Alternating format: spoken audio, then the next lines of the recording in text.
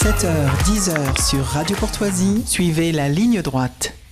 Serons-nous toujours capables d'acheter ce que l'on veut? La monnaie numérique va-t-elle véritablement nous faciliter la vie ou est-ce un énième outil pour contrôler nos dépenses? Au Forum économique mondial de Davos, un intervenant, Esvard Prasad, a livré sa vision de la monnaie numérique et des bénéfices de celle-ci. Je vous propose de l'écouter puis on en parle. Alors, il y a un petit problème avec le son qui va arriver, qui va pas tarder. Réfléchis aux avantages de la monnaie numérique. Les gains potentiels sont énormes. Ce n'est pas seulement de la forme numérique de la monnaie physique. Vous pouvez avoir la programmabilité avec des dates d'expiration. Vous pouvez voir dans un monde plus sombre que le gouvernement décide que la monnaie de la banque centrale peut utiliser pour acheter certaines choses, mais pas certaines autres choses qu'il juge moins souhaitables. Et c'est un aspect très puissant de l'utilisation d'un CBDC, donc un outil de souveraineté des banques centrales. Voilà, pour décrypter cette vision de Davos de la monnaie numérique, nous sommes avec Philippe Béchade ce matin. Bonjour Philippe Béchade. Bonjour.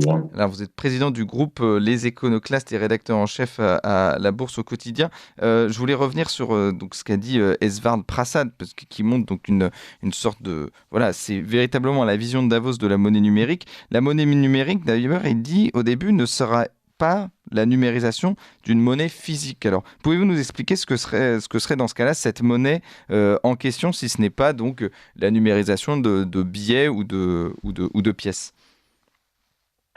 Alors, Monsieur Prasad, c'est l'auteur du livre The Future of Money et en sous-titre et toutes les potentialités effectivement d'une monnaie, numérique et programmable. On comprend que c'est une monnaie qui serait administrée sous la forme d'une blockchain. Et du coup, ça change totalement la nature de la monnaie, c'est-à-dire que ce n'est plus vous qui décidez ce que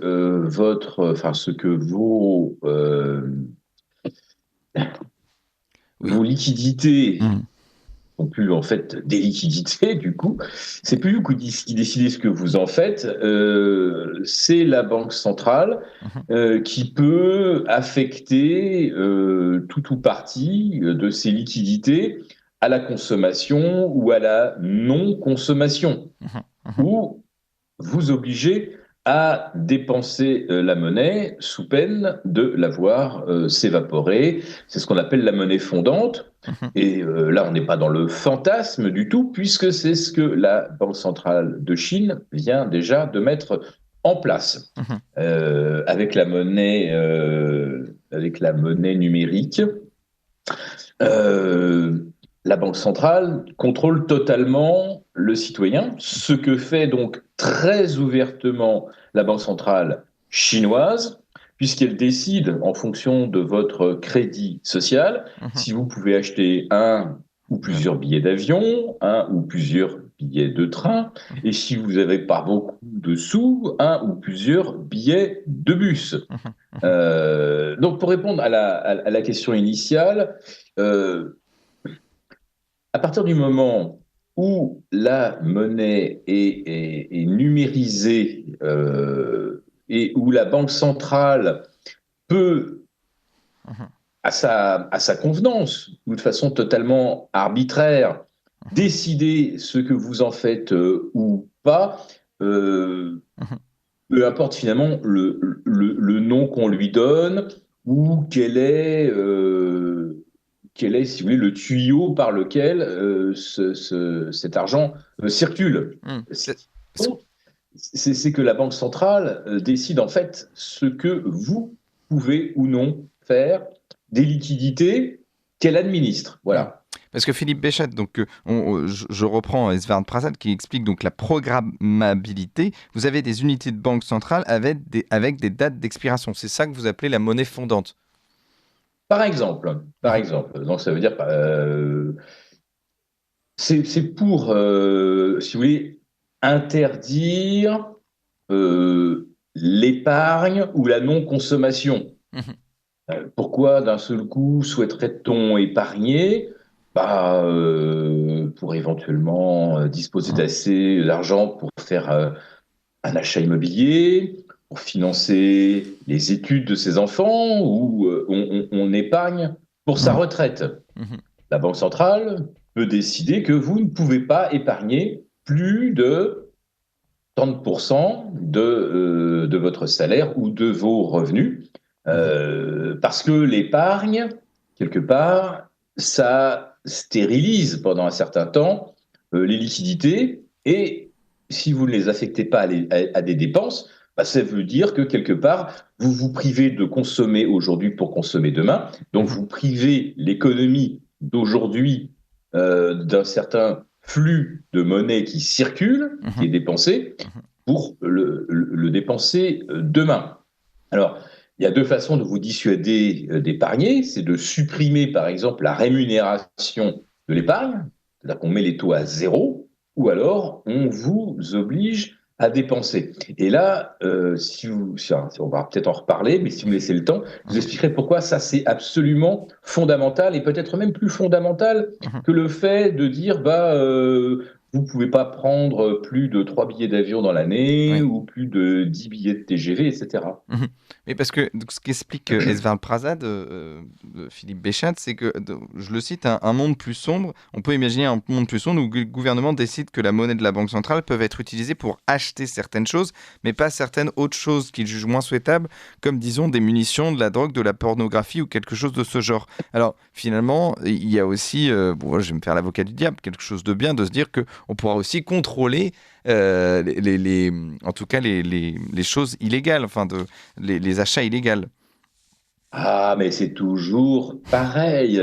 Quand on veut vous vendre une mesure liberticide, on vous explique que grâce au dernier décret du gouvernement, ou grâce à son dernier 49.3, ça va permettre de combattre le crime, de Mhm. combattre la corruption, de combattre l'argent occulte. C'est-à-dire, en fait, combattre quoi? Combattre quelque chose qui concerne 2 ou 3% des individus. Mhm. Hein. Je ne Mhm. pense pas qu'en France, on ait plus de 2% de gens qui sont directement liés au trafic de drogue. Mhm. Et quant aux ventes de munitions, au trafic d'armes, je pense que là, on doit être plutôt dans les 0,001% de la population française. Mais on vous expliquera effectivement que pour moraliser, pour empêcher la corruption, le trafic donc de stupéfiants, voilà, la monnaie centrale résout le problème. Mhm. Donc réjouissez-vous, Mhm. 98% des Français qui n'avaient strictement aucun lien avec la drogue, Mhm. sauf si de temps en temps vous tirez sur un petit pétard qui circule dans une soirée, Mhm. euh, au nom de la lutte contre les 2%, vous prenez le contrôle et vous privez de liberté les 98 autres pourcents. Hein, c'est comme les limitations de vitesse. Hein, maintenant, c'est du 30 km/h partout. Mhm. Hein. C'était pour lutter contre les 0,5% de gens qui sont effectivement peut-être sous stupéfiants ou qui ont 2 grammes et qui foncent comme des abrutis en ville. Donc, on met tout le monde à 30. Mhm. Voilà. C'est comme ça, c'est toujours le même prétexte. Vous troquez un peu plus de sécurité, où là, on parle de moralité, Mhm. hein, c'est-à-dire plus d'argent pour des trafics illicites, mais en fait, vous prenez tout simplement le contrôle de la vie de 98 ou 99,9% des gens qui ne font pas du trafic d'armes, hein, en leur expliquant que grâce à ça, on arrêtera de livrer des armes à des rébellions X ou Y, etc. Enfin, c'est incroyable. Mais le pire, c'est pas qu'on ait eu l'idée de priver les gens de leur liberté. C'est que les gens gobent le truc et Oui. acceptent de se voir privés de liberté. C'est ça qui est le plus angoissant. Et pourquoi les gens gobent? Eh bien, parce que maintenant, le pouvoir dispose d'un instrument extraordinaire, un instrument de propagande, qui est tout simplement la TV d'État ou les chaînes dites publiques ou privées, mais qui sont en fait de vrais auxiliaires de l'État, puisqu'en fait, les médias qui ne sont pas les médias directement financés par nos impôts, le sont quelque part indirectement par des subventions.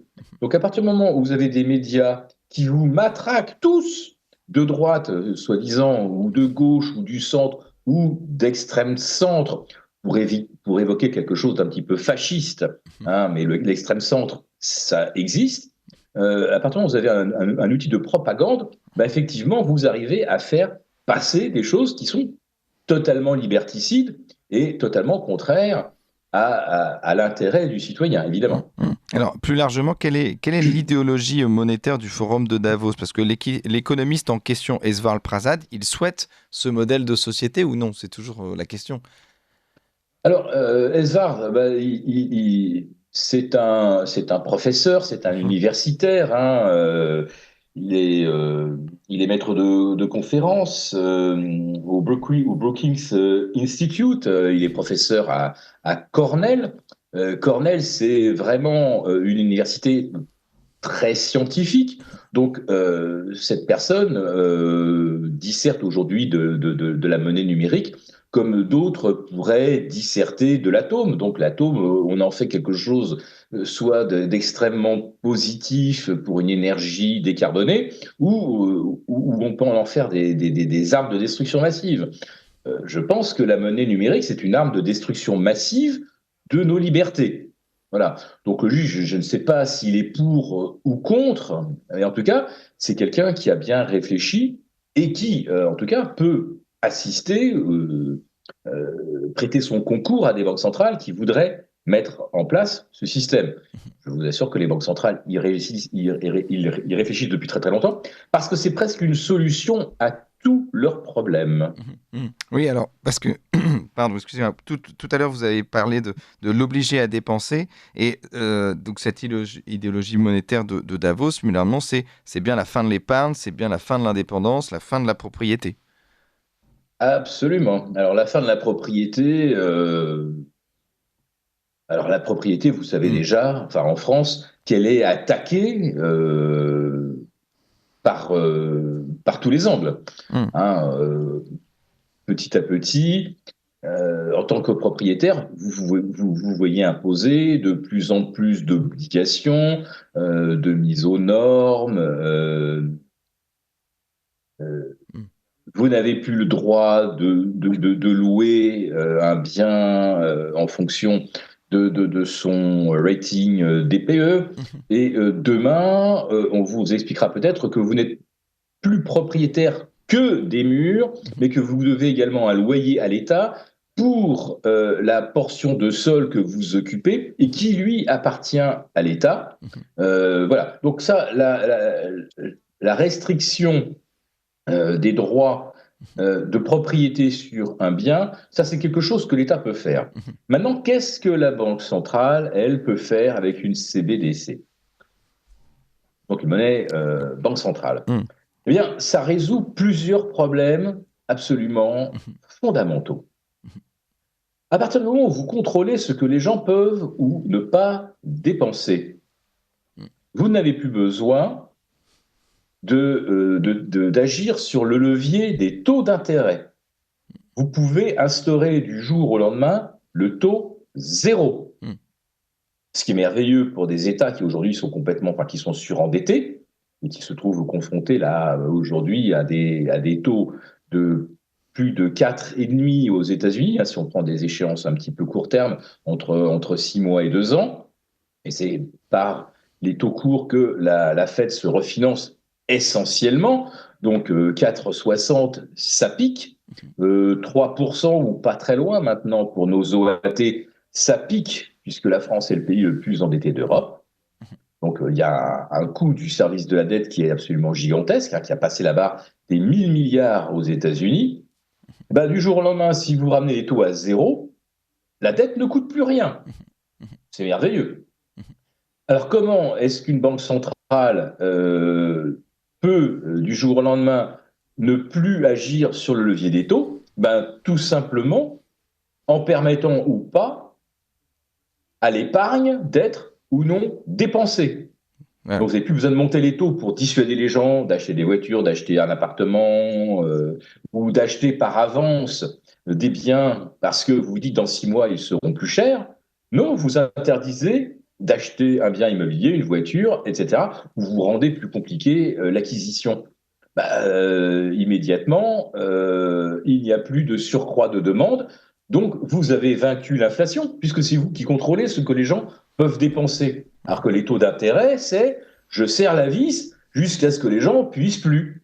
Hein, on l'a vu avec l'immobilier, les taux sont passés de 1,25 pour un prêt sur 20 ans à pratiquement 5, hein, frais inclus. Bon, il y a 80% des primo-accédants qui peuvent plus acheter. Ouais. Donc, vous avez serré la vis. Là, vous n'avez plus besoin de serrer la vis. Vous n'avez pas besoin de monter les taux jusqu'à ce que les gens arrêtent. Vous les arrêtez vous-même. Vous dites, non, vous pouvez pas acheter un appartement à louer, hein, peu importe, dans une ville où vous pensez avoir un bon rendement. Non, ça c'est, vous pouvez pas. En Chine, j'en reviens toujours à l'exemple de la Chine, puisque là on a l'air de parler de choses qui seraient de l'ordre du fantasme, voilà, de l'hypothétique. Mais en fait, ce modèle existe déjà en Chine. Exactement. Ou vous ne pouvez, si vous habitez Shanghai, vous ne pouvez pas acheter un appartement à Pékin ou à Shenzhen, etc. Bon, pourquoi est-ce que les Chinois font ça? Par exemple, parce que pour leurs enfants, pour les riches Chinois, vous achetez un appartement dans un quartier près d'une bonne école ou d'une bonne université. Et si votre rejeton a, je sais pas, choisi une filière très spécifique, vous voulez qu'il aille dans la meilleure université, la meilleure école, si elle n'existe pas à Pékin, vous allez acheter un appartement dans une autre ville. Évidemment, je dirais que c'est pas un achat fictif, enfin, quelque part, vous ne l'habiterez pas, l'appartement. C'est juste pour qu'il soit occupé quelques mois pour que votre enfant fasse ses études. Voilà. Donc, en Chine, ça existe déjà, la possibilité de vous interdire de faire un achat immobilier dans une autre ville. Bon, là, typiquement, qu'est-ce qui peut faire monter les prix de l'immobilier? C'est des gens qui, d'un seul coup, se disent, tiens, je vais acheter de l'immobilier pour faire du locatif. Du jour au lendemain, vous dites, non, vous habitez, je ne sais pas, la capitale ou une grande métropole de province. Et vous avez déjà un appartement dans telle ville. Et donc, vous ne pouvez plus en acheter d'autres pour X, Y raison. Donc, voilà. Donc ce qu'on comprend, Philippe Béchat, c'est que finalement, le modèle de Davos, c'est la Chine et c'est potentiellement ce qui nous attend parce que, donc, on le sait, le forum de Davos influence beaucoup, notamment les élites européennes et les élites occidentales. On est obligé de terminer là-dessus. Philippe Béchat, merci d'être venu avec nous ce matin.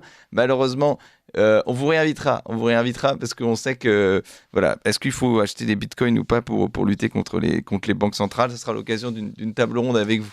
À très vite. Merci beaucoup d'être avec nous ce matin.